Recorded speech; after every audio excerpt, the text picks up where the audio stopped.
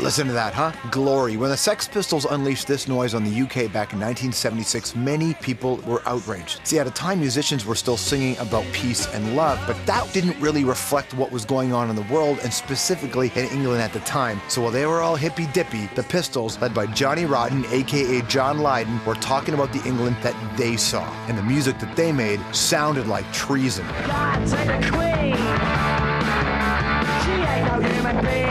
John, with his anti-monarchist stance, was a lightning rod in the storm. He was attacked in the streets, and wherever the Pistols played, there were fights, there were arrests, and there were national scandals. The whole world would be vastly improved by their total and utter non-existence. But John, reviled by many in Britain, was actually loved by a lot of people who felt disconnected. But that guy actually grew up a shy, quiet boy in northern London. When he was 7, he contracted meningitis and was in a coma for a year. Missing that much school put him behind, and other kids bullied him, called him a dummy. But the experience, he says, was the first step towards becoming this.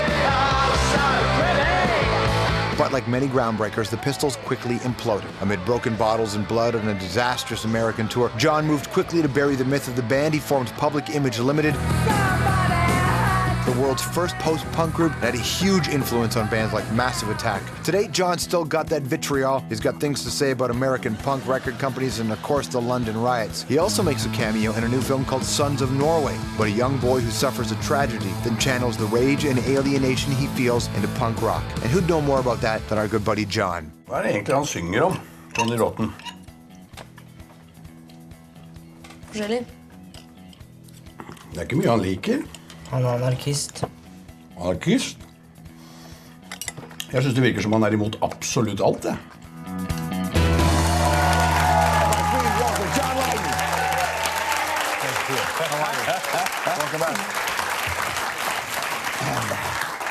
No, I'm not kidding. I didn't know it was a TV show with an audience, so I should try to be humble. No. Try. Will it be a difficult task for you to be humble? Oh, if you know you don't mean it. This is an interesting film because you don't have to be humble in this film. This film really is about a lot of things. Yeah, Sons of Norway. Yeah. Well, what do you want to know? I mean, it's an interesting film for a guy like you because it puts you in a pretty strong position in this family's life and in this kid's life. How did you decide to be a part of a movie like this? Well, it reflects back to 1978 and what the punk movement meant to a lot of kids from a deprived industrial housing estates and the underprivileged and the disenfranchised and so it's from a Norwegian point of view. I mean, people know about punk from like the English stance or the New York fake stance, but they don't know it really as, oh yeah, that's right. They were all a hell of a lot older than us. You're not calling the Ramones the fake stance. Well, they used to do things with their mummy and daddy's money. You know, they had instruments to play. They had garages to rehearse in. You know, they had all nice things set up for them. Us lot, you know, if it fell off the back of a truck, you know, it would land very happily in my hands. Not getting the opportunities out of life, but instead of being turning to crime or becoming a criminal, to try and find something constructive. Mm-hmm. And hopefully that film kind of shows that. It's the perspective of a very young lad trying to come to grips with the confusion of adult life. Because adults really, they're not the greatest indicators of how the world should work, least of all to children. There's a neat scene when the father talks to the son and says, so I've been listening to this record, and he holds up the Bollocks record, and then he has all these opinions on what Johnny Rotten doesn't believe in or doesn't... When you hear that opinion of it... I know what you're getting at. It's really hard to, like, to watch yourself being analysed in that way. But when it's constructive and for the greater good, then I don't mind that at all. I mean, I've been under a microscope all my life now. But was it right? Most of it. You know, starting so early in the Sex Pistols, I never had what you could really call a proper childhood. Mm-hmm. You know, between childhood illnesses straight into that world of chaos. But it's all right. If the end result is honest, then it's all worth it. When you look back at that guy, the version of you in that band when you were a kid, I mean, it was also brief as well, because not only did you have the illness to that chaos, but that chaos ended, and then you created the PIL thing, and then that went away for a while. So when there was a void at some point in the public creative space. Did you feel a void? No, that's when the record companies managed to make me bankrupt. And that, of course, stifled a lot of activity. And it was such a financial hole they put me into that I was in a form of semi-retirement, really, until I could raise the money to get back up and start things up again. The way I've run after the Sex Pistols, public image, for instance, was I'd raise the money myself. And so I'd be the one, like, paying the wages, paying the equipment, renting the halls, etc., etc. And that's a really difficult thing to do. But if you love what you're doing, you do it. When a record company kind of rescinds on the borrowing process, you find yourself very quickly in a serious financial hole. And when they don't help you to crawl out of that hole by limiting the amount of records they put in the stores, so you can't possibly make up the debt through sales, it's a serious problem. And then you've got a media out there, of course, that doesn't back you. Were you the... because they're just happy that the saucy one has gone away. But in a sense, though, isn't it turnabout is fair play? I mean, you guys did a good job of pissing all over them for a long time, so when they pissed back... No, I just told the truth. And maybe... I told the truth. Anyone who thinks they can have a hand in my back pocket, you know, is going to get a word or two. Did you ever have an identity struggle? Identity struggle? Yeah. No.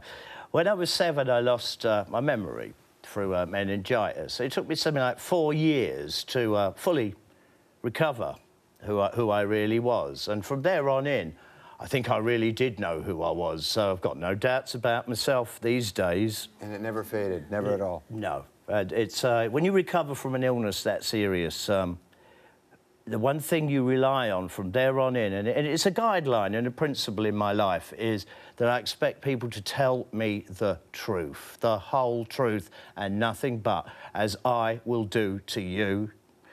I will not lie. I will not about anything. I can't afford to, because once you've lost your memory, you have to bear this in mind. You need to believe what people are telling you. When they're telling you, I'm your mother, you need to know that to be true, even though in the back of your head you don't know this at all. It's a wonderful thing to find out that people haven't lied to you, and it's a terrible thing to find out that they have. So if you... So don't hurt people. The most serious way you can hurt anyone is to lie. Any kind of a lie. When did you first experience Except, that? of course, if it's in Irish storytelling. Then it's okay. Then it's usually with some... Any paddies about, they know what I mean. When did you first feel like you were lied to? Oh, school teachers. You know, it's just an example. You know, they'd go, you have no hope, you have no prospects. The best you can look forward to is working in a bank. I mean, me, I can't count to 10. Is that why you guys always done 1, 2, 3, 4? You know, and I'm not a stupid person. I love books. I love reading. I love everything to do with like absorbing knowledge. And because of the background you're from, the school system in England then, no, didn't want you. They would view you as a social climber. Mm-hmm. And so I decided not to be climbing that way, and I made my own life. So when the riots were happening... I am Johnny Rotten, quite rightly. You were in that position, for sure. Is there a difference between Rotten and Lydon in your mind? Well, one gets paid more. And depending on when, that's changing. It's interchangeable. When you saw what was happening with some of the riots in England, did you understand where that was coming from? Yeah. Yeah, and don't trust what the media tell you. Don't trust what the British government tell you. In fact, you've got to bear in mind that this is just kids that want a TV. You know, why not nick it? If there's no law and order in the country and there's no government you can trust in, and this is what you're going to get. And it wasn't whole-scale, enormous rioting. It's small pockets of people's. When it first started, it began for a serious reason. A man was shot dead by the police in Tottenham. Now, the police's justification of that was that he was carrying a gun. No, he was not. He had a water pistol in his sock, right? That's a good enough reason for people to be upset. The police refused to really answer that in any logical way, and so one thing led to another, an escalation into total violence. don't lie, you know. Ouch, I made a mistake and shot him would have been something of an answer, but... Do you think that would have changed the result? result? It's a lie starts the process, and then you've got no leadership in the country. You've got the Prime Minister away, the head of police, God knows what holiday he's on, the second in command to the Prime Minister, they're all off, you know, cavorting around the world, sipping wine and having a fine old time. So there's no leadership. So when this, like, gets out of hand, it took them 3 days, really, to come back and have anything like an answer to it. And so now what you've got is you've got them yakking on about, like, we need more riot police. No, you don't. You need to treat the youth of today with some sense of respect, all right? And you need to give them something that they can do in the evenings. If I'm going to tell you about a species, I think in the human race, what I think is our greatest example was after that disaster in Japan, you know, the earthquake and the tsunami, they, I think, shine like a beacon to us as human beings. No riots, no looting, no hatreds, no spite, no rage, no war. They stood up and helped each other. And their country is now in a serious state of recovery because they love each other. And ain't that a good example? Stick around, more with John Lydon when we come back. As you can probably tell, we have a live studio audience. I'd love it if you would join us. Go to strombo.com/tickets for more.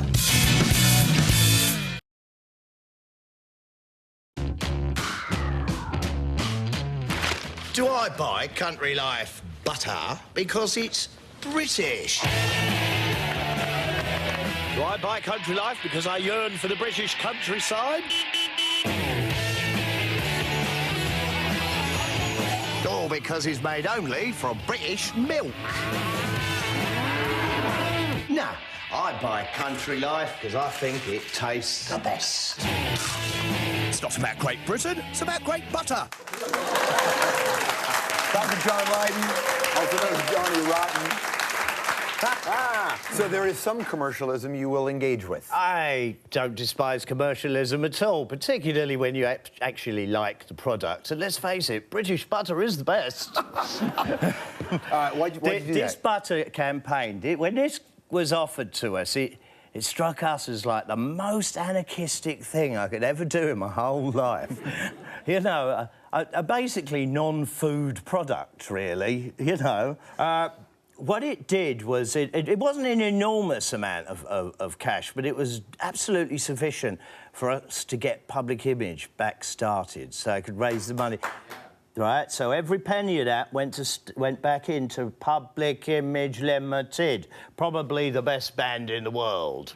And butter helped us to do that. That was very, very important, because the money wasn't coming from anywhere else. So, record industry, 2 fingers, you know?